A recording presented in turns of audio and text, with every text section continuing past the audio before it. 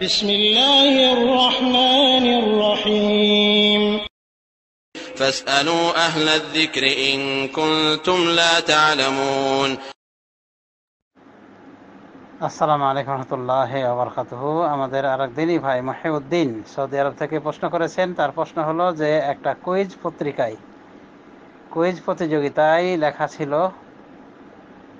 যে একজন বলেছে যে তার ছেলে ডায়রিয়া হয়েছিল, তখন সে তাকে ওরসেরান খাইয়েছে এবং একমাত্র এই ওরসেরানই সে ভালো হয়েছে। সে এভাবে বলেছে যে আমার ছেলের জীবন একমাত্র রক্ষা করেছে ওরসেলাইনি। তো এই কথাটা শিরিক বলা হয়েছে।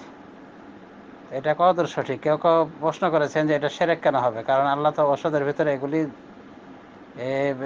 এসব কিছু দিয়ে রেখেছেন। ওষুধের ভিতরে আল্লাহ এসব কিছু ঢুকিয়ে রেখেছেন, শেফা দিয়ে রেখেছেন, কাজে এটা শিরিক হবে কেন? জি ভাই, এটা প্রকাশ্য শব্দ অনুযায়ী এক প্রকার শিরিক, কারণ সেখানে বলা হয়েছে যে একমাত্র আমার ছেলেকে রক্ষা করেছে এই ওরসেলাইনি। তো একমাত্র যদি বলা হয়ে থাকে এভাবে, বা যদি বলা হয় একমাত্র এই ঔষধই আমার ছেলেকে ভালো করেছে, তাহলে তো আল্লাহর নাম ছাড়া পড়লো এখানে। সে যতই মুওয়াহিদ হোক, কিন্তু তার কথাটা শিরকি কথা। সালাফে সালেহিন থেকে এসেছে যে যদি কেউ এই ছোট শিরকের উদাহরণ হিসেবে বলা হয়েছে যে লাউলাল কালবু লাসুরিকাল বাইত, যদি কুত্তা না থাকতো তাহলে ঘরের আসবাবপত্র চুরি হয়ে যেত।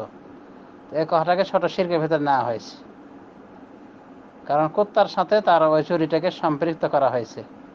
মানে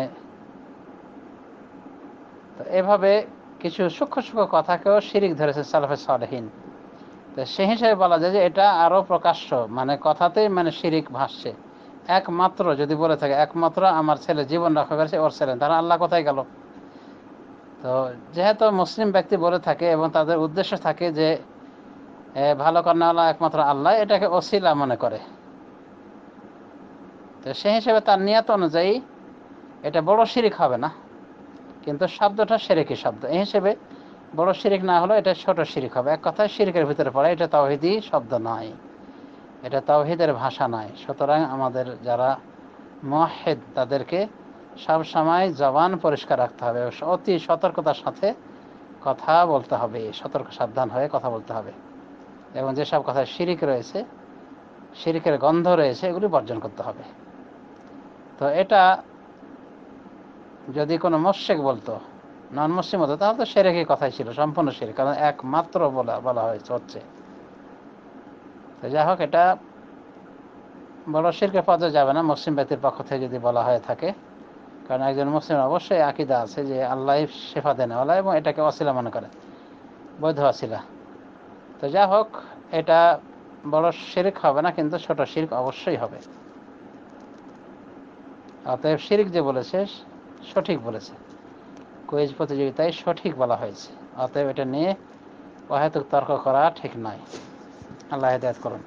যদি এখানে বলা হতো যে এই ওষুধের মাধ্যমে ভালো হয়েছে আমার ছেলেটি আল্লাহর রহমতে, আল্লাহর কথা যোগ্যতে কোনো সমস্যা ছিল না, কিন্তু আসলেই মানুষ মানে এমন ওষুধ নির্ভর হয়েছে যে এই জাতীয় কথাও শিরকের মানে উচ্চারণ করে থাকে, মানে ওষুধে যেন তার সব কিছু। এটা তাওয়াক্কুলের পরিপন্থী কাজ। ওয়ালাল্লাহ তাওয়াক্কালু ইন কুনতুম মুসলিমিন, তোমরা আল্লাহর ভরসা করো যদি মুসলিম হয়ে থাকো। তো আল্লাহর ওপর সর্বোপরি ভরসা আমাদেরকে রাখতে হবে, আর কথাকে আমাদের মডিফাই করে শরিয়া সম্মত করে বলতে হবে।